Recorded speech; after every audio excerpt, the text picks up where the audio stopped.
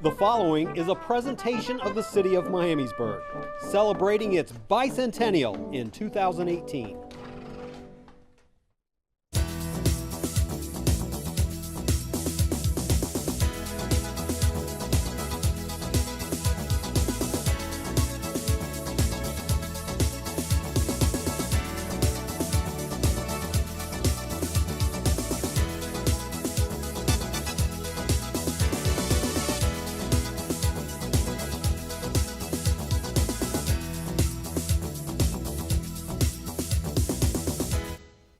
And hello again. Welcome to the November episode of Let's Talk Miamisburg. Glad to have you with us. I'm Gary Giles. I'm the city's public information officer.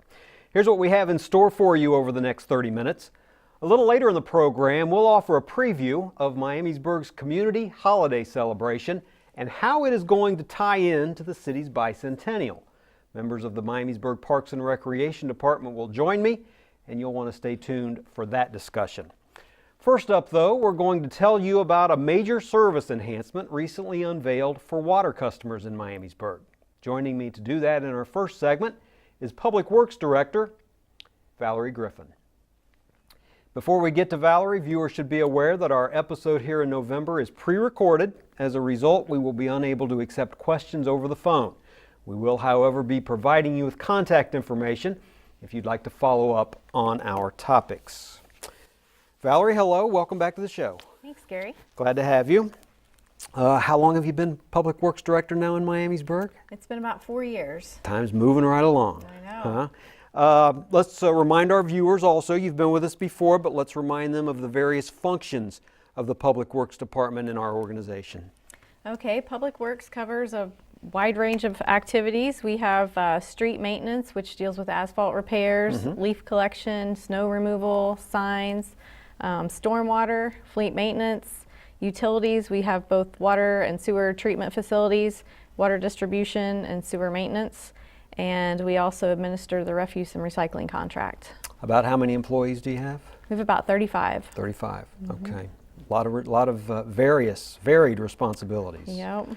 And of course, you're headquartered in the Miamisburg Service Center, which is located on North Main Street in Miamisburg. Well, I mentioned at the top of the show that the city has launched a major service upgrade, and it is major, let's make no mistake about that. For the first time, softened water is flowing into the community. Now tell us what has transpired thus far and how this process is going to evolve. Okay, well, residents may have received a postcard recently that talks about some of the adjustments and things that are necessary with the new soft water, but we are starting to send out very small quantities of softened water into the system now, and this project it's been going on for quite a while, but the transition with the soft water will take about 3 months. So we're starting to blend in small amounts now, and then we anticipate it'll be finished by about the end of January. When you say quite a while, what do you mean? About 1.5 years, 2 years, just construction on the plant itself. Okay, but how long has softened water been distributed within the system? I think it's been about a month. About a month? Yeah. Okay. Just very trace quantities, just so we can kind of work the bugs out before we go. Sure, and when you say gradual, that amount into the system is going to continue to increase, but everyone in the community is getting some soft water currently. Currently, correct? Yes, just a little bit. Okay. Let's review. You mentioned the postcard that members of the public have gotten, and there's a copy of it that was recently delivered by mail to water customers. Let's reiterate what you're suggesting the homeowner do if they have water softeners.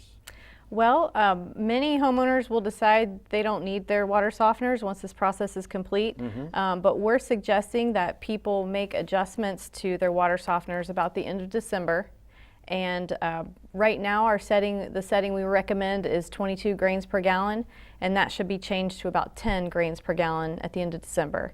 And then at the end of January, it needs to be changed again to 7 grains per gallon. So at the end of January, we're suggesting that people maybe turn off their water softening systems for about a month and just kind of see how it goes, see if they like the level of softness we're providing with the city water. Okay. And they may decide they don't want their softeners at all, or they may decide that they'd like a little bit more softening to their water. Okay, so if you were to keep your water softener after the full effect of our softening takes effect, you will actually get an increased level of the softness even at that point, correct? Yes. Okay.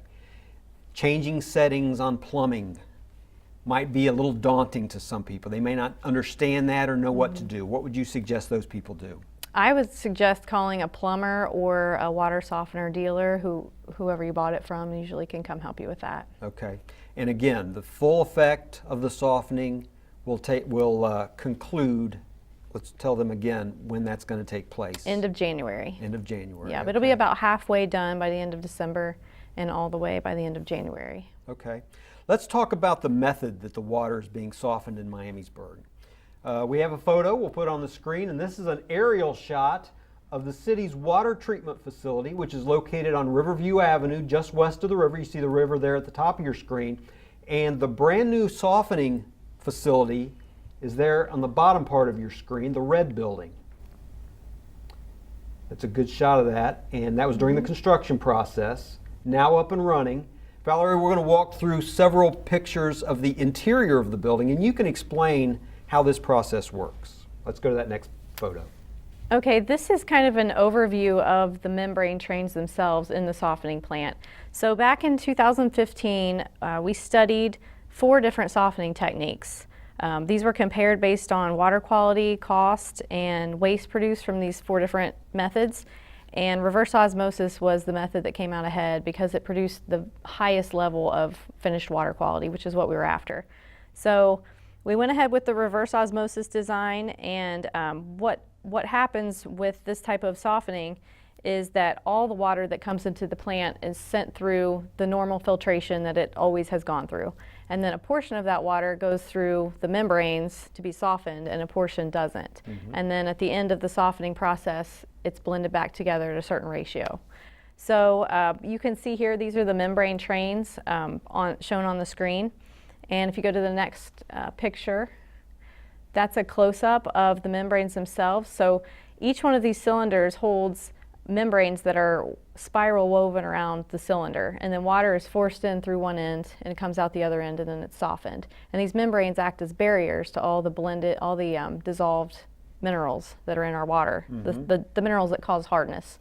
So it's all taken out in those cylinders, and it's blended back together with the filtered water, and that's pretty much how it works. And that blend ratio that I talked about, that is how we're able to do the softening gradually. That's how we're able to transition from non-softened to softened water, by just changing that blend ratio. Okay, do we have one more photo? We have one more. This just shows the sampling station in the plant. Each of those membrane trains is associated with one of those spigots, and our staff has a very stringent sampling schedule that they use both in the plant and throughout the distribution system, just to make sure everything is working as planned. Okay. So you are essentially removing the minerals from the water, or many of the minerals, much of the minerals, and that's what's considered soft water. Without adding salt or Sure. other chemicals, so it's a pretty good process. Okay. Well, let's talk about some of the benefits of having soft water, and let's start with the health and environmental benefits that come along with that. Well, some would argue with home softening systems, you're consuming extra sodium that you don't need. So we aren't using any kind of sodium in this system, and it's considered nanofiltration. So it's a really fine level of filtration that provides a really clean water at the end. It takes out all the impurities almost. So that's pretty healthy. Also, less chloride going into the wastewater stream, less water wasted, energy wasted in regenerating those home softening units if you choose to take your unit offline. And then of course the cost savings. You're not buying salt, there's energy usage, water usage all involved. And they say, use less detergents with soft water typically than hard water too. So all of those are are going to be benefits to our residents. And these are going to not just residential customers, but also the business community. And Yeah. a lot of businesses rely heavily on water, so I'm sure it's a welcome change for them as well. I think so. It will help everyone's appliances last longer. If you've heard people going through a lot of hot water heaters and appliances like that, soft water really helps extend the life of those appliances. There have been a number of water and sewer system improvements taking place in Miamisburg over the last 4 years or so. This is probably the softening, the most direct benefit that people see, but there are many more upgrades going on to the infrastructure that people don't necessarily notice or necessarily see. Most of these were required by the EPA, and when you look at the big picture, the total picture of all these projects, where do we stand with completion? Well, we're almost finished with that big bulk of initial projects we sent through. A lot of that work was underground and kind of hard for people to see, transmission lines and sewers. But some of the bigger projects like the treatment plants, the water treatment facility where we're doing the softening is almost done, just a few items left there. Water reclamation is also very visible to people driving by. That's almost finished, just a few little loose ends to tie up. And really the last big remaining project that we have on the books is Eastside Pump Station. And that should be done late summer, early fall of next year. Which is located on Old 25.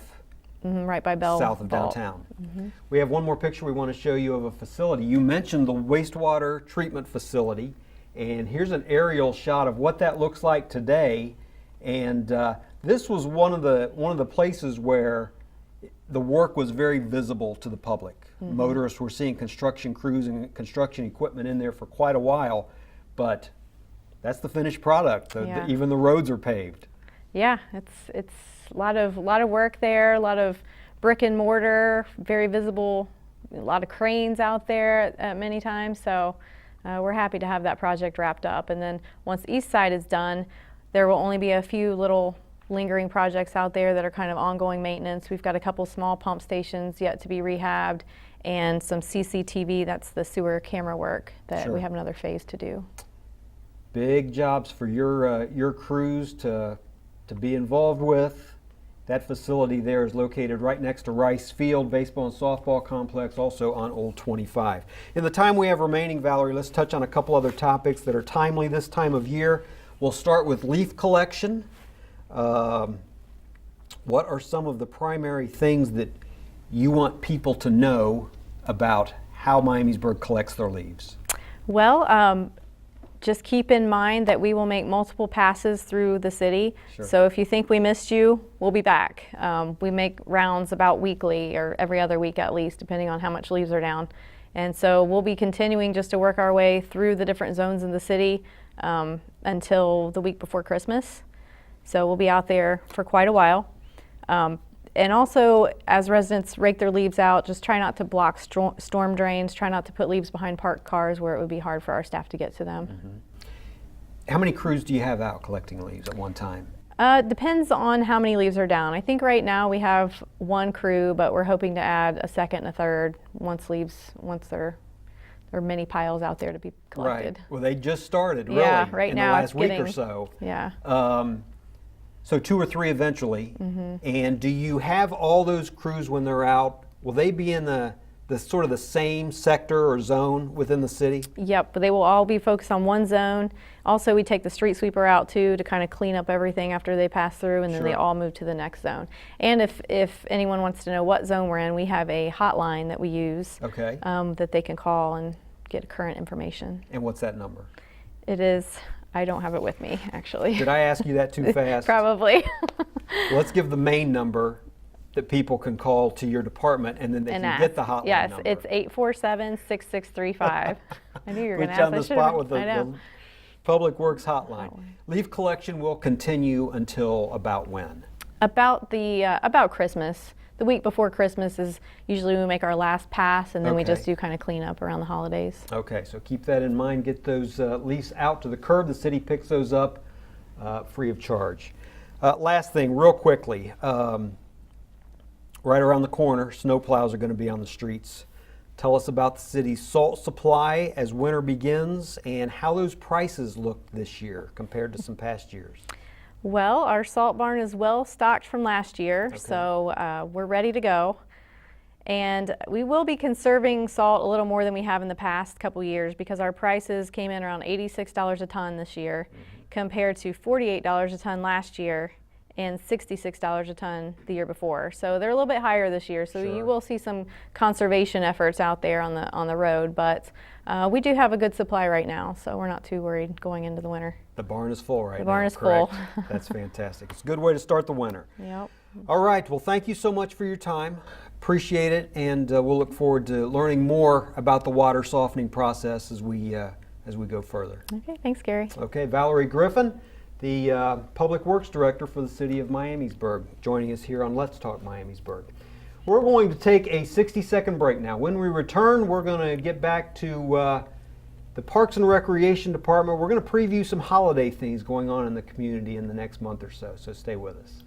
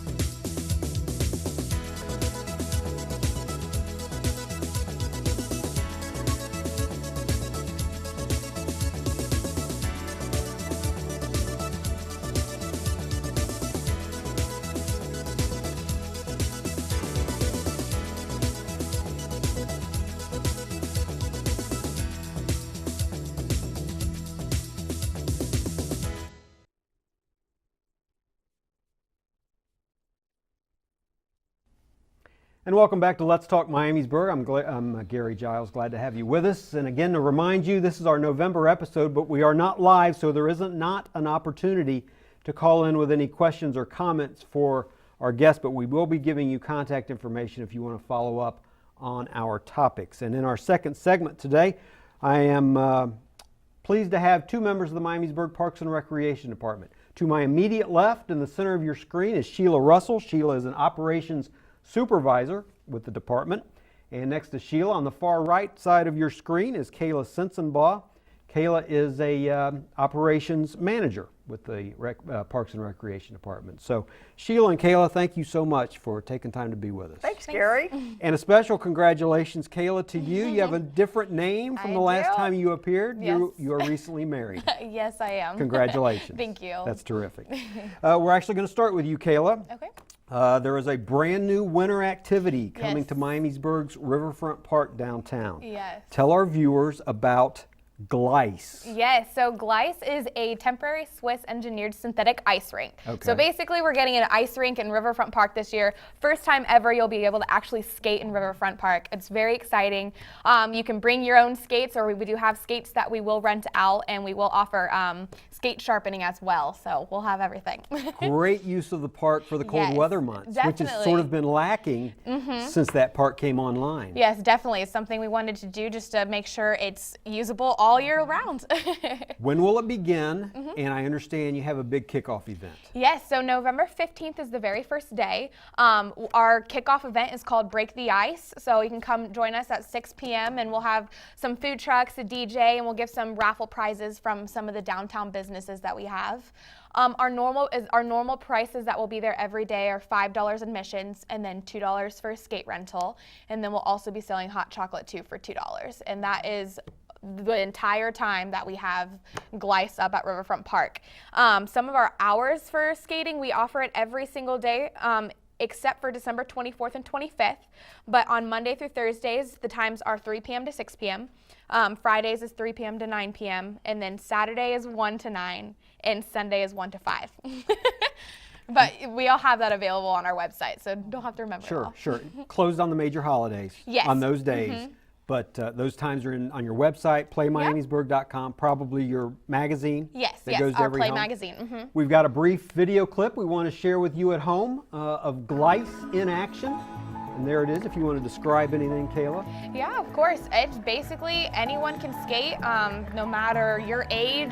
Bring the whole family out. You guys are all welcome to join us in this fun adventure. I do have to say also, if you have any birthdays or celebrations you're wanting to participate in, we will offer private rentals for you to celebrate.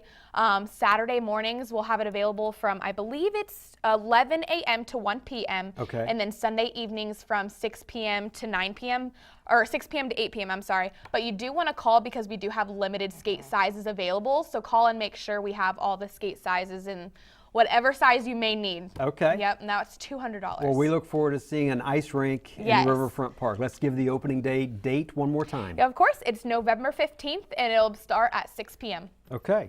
So Sheila, as this new activity begins, we also look forward to an event that is anything but new Correct. in Miamisburg. It's the annual Turkey Trot on Thanksgiving morning. What can you tell us about the 2018 edition? Well, they are celebrating 40 years. So as we as Miamisburg are celebrating 200 years, Turkey Trot is 40 years. Sure. So we're very excited about that. And of course, it always is on Thanksgiving morning at 8:30 a.m. So Miamisburg is a flurry of activity with vehicles coming in, but plenty of places to park, but do arrive early to get that great spot. And we get upwards towards 10,000 runners. So it's really a tradition for the Miamisburg community as well as the state and the surrounding areas. You can still register for $35 now up until race time. That's for the 5 mile. If you're more interested in a 1 mile, that's also available. And the registration is just $25. And then there's also the Expo Day, Okay. which will happen the day before Thanksgiving. So if you want to get some pre-partying in with some popcorn and checking out all the vendors and picking up your race packet and all of that, you can come down to Riverfront Park to do that on Expo Day from 11 to 7. Great Miamisburg tradition, the Turkey Trot on Thanksgiving morning. And for details, you can go online to ORRRC. That's 3 R's, ORRRC.org. That race is actually put on by the Ohio River Roadrunners Club. Correct. to In keep that partnership with the straight. City of Miamisburg. Right. Okay, terrific. This has been a special year in Miamisburg with the bicentennial celebration all throughout the year, really. We've talked about it many times here on the program. The community holiday celebration coming up on December the 8th is going to serve as the final bicentennial it event. is. Hard to believe. And some great things are planned. Tell us how that day, December 8th, this year is going to unfold. Well, we've got a lot of fantastic opportunities Sure. for the whole family and for the community. So we will start off actually that weekend on Friday evening. So Friday night and Saturday night from 6 to 10, we will have a luminary walk. So our Veterans Memorial Park, some of you may know it as Library Park, but it has had a name change. So it'll be a nice passive lit up area that you can walk, reflect on our past veterans, especially, from this month of November 11th.